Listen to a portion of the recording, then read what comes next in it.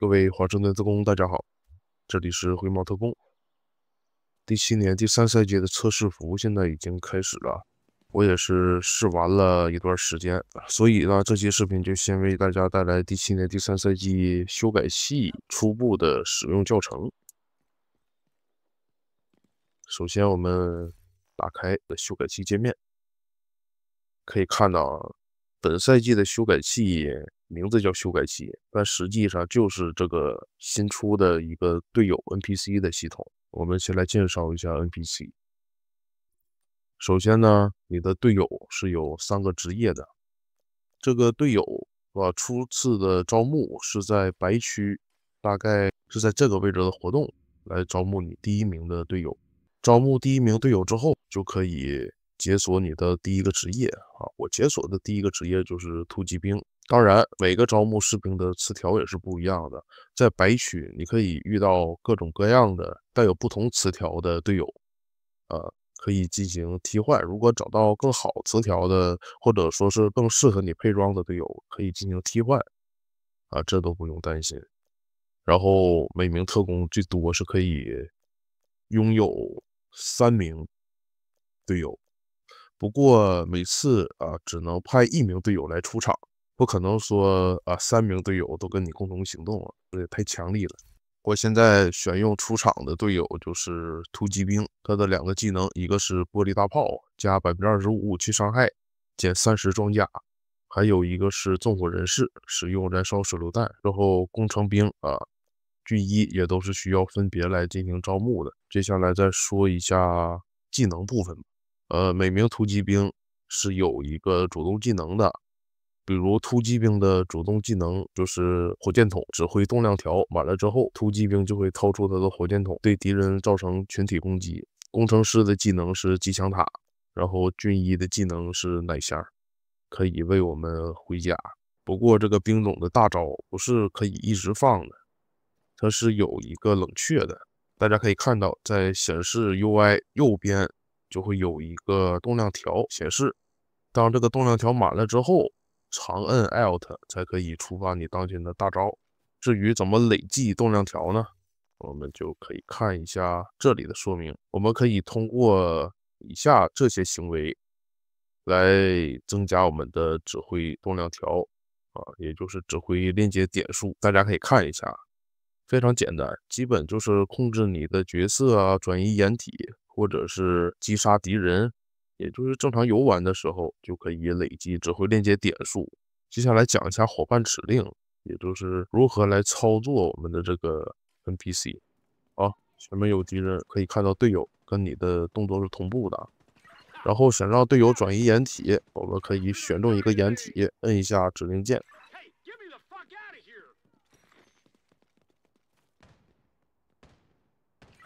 我們的隊友就可以進行一個掩體的轉移，然後可以看到我們的動量條也是在不斷增長的。然後我們在戰鬥中瞄準敵人，摁 Alt， 它就可以進行攻擊。當然，我這個鍵位設置的是 Alt，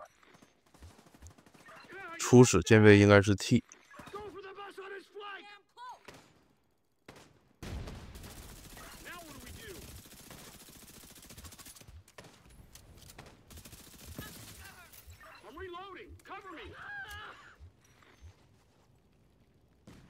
然後在白區就可以遇見其他的可以招募的 NPC，這個是工程師，這個就是突擊兵。等一下我們看一下他的詞條。然後如果覺得這個隊友跑得太遠，我們可以通過雙擊指令鍵來將它進行一個召回。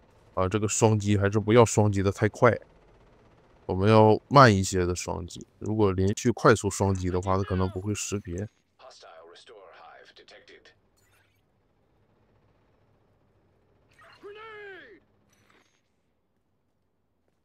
隊友直接傳送到這兒。由於是測試服，不可避免的還會有一些 bug。完了，我們來看一下這個詞條：快速代謝，加20移動速度，減20生命。然後下面是冷靜頭腦。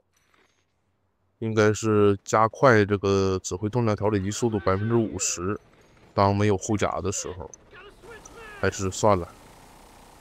這個工程兵呢，也是快速代謝啊，這個是可以加快我們的指揮速度的。然後我們的队友倒地，就可以将他进行救起。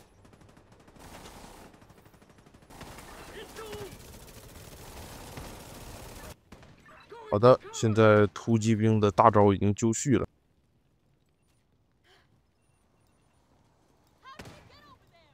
我们需要先瞄准一名敌人，比如这名，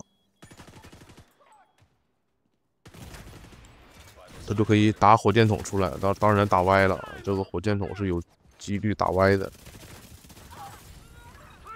在实战中，这个火箭筒还是更适合那种聚堆的敌人，就比如说一个地方有2个或以上的敌人，这个火箭筒的爆炸伤害还是挺高的，也是有不小的建设。所以说，在遇到团体敌人的时候，这个火箭筒会比较好用。接下来再给大家继續講一下被動修改器。被動修改器也是分為了防禦、策略和攻擊。其中防禦就是通過夥伴來變相的增加你的生存能力。詞條的方面，大家可以暫停來看一下。其中裝甲軍團這個防禦我是比較喜歡，在夥伴主動能力啟用期間，所受傷害可以減少20%，相當於一個額外的減傷。然後還有一個這個是被動，你的夥伴同時被3名以上敵人鎖定時，會在8秒內每秒恢復2%的裝甲，這個也是一個回甲的手段。然後策略可以提升你指揮的效率，比如這個指揮鏈接，就是指揮動量條累積速度可以加快20%，這個還是比較推薦的。接下來大家可以自己看一下，指揮紀律增益時間延長，這個就是醫療兵的奶箱或者是工程兵的機槍塔持續時間，我是這麼理解的。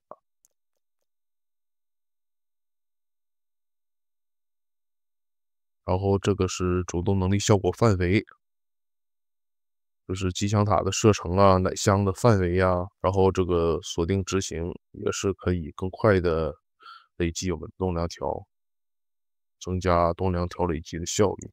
這個震撼突襲在 NPC 使用大招後進一步的增強能力。攻擊大家可以看一下，這個雙方夾擊也是不錯的啊。然後這個包括演練是用於手榴彈、脆弱目標。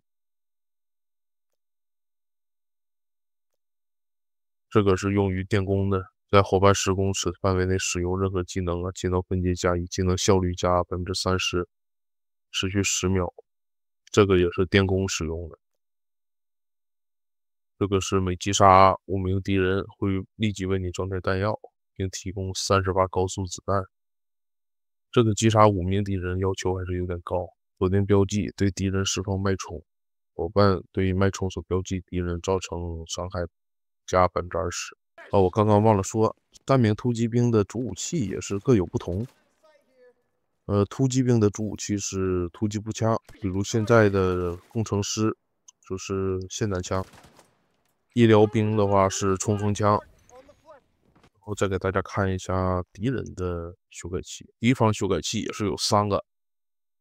干擾者可以封鎖技能，或者是你的指揮鏈接與被動能力，直到被發現為止。對策就是讓你的同伴靠近，然後揭露干擾者所在的位置。擊殺後可恢復技能使用，並獲得25%的技能加速。擊殺時會釋放10公尺範圍的電擊脈衝，清除你小隊的壓制效果。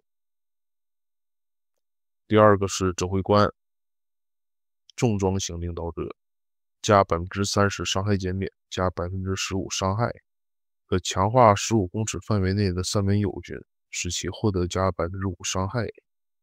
對策是與夥伴保持交叉火力，削弱其傷害減免，使指揮官變得脆弱。擊殺後會干擾到受增益的友軍，並獲得15%的暴擊幾率。然後最後一個是火力小組，2名鏈接的敵人共享30%傷害減免與治療效果。對策是在2秒內同時攻擊2名敵人即可打破鏈接，出現6秒的脆弱窗口，擊殺後可獲得每秒加2%裝甲恢復效果。這個大家了解一下就行。在實戰中，我覺得沒有特別明顯的機制，也就是說隨便打也是可以打的，不存在打不動的敵人。好的，那本期視頻就到這裡，希望這期視頻能讓特工們對賽季新的隊友系統有一個初步的了解。視頻中我也沒有說的特別多，更多內容還是特工們開服後自行探索吧。感謝諸位觀看，這裡是灰毛特工，我們下期視頻再見 ，Peace。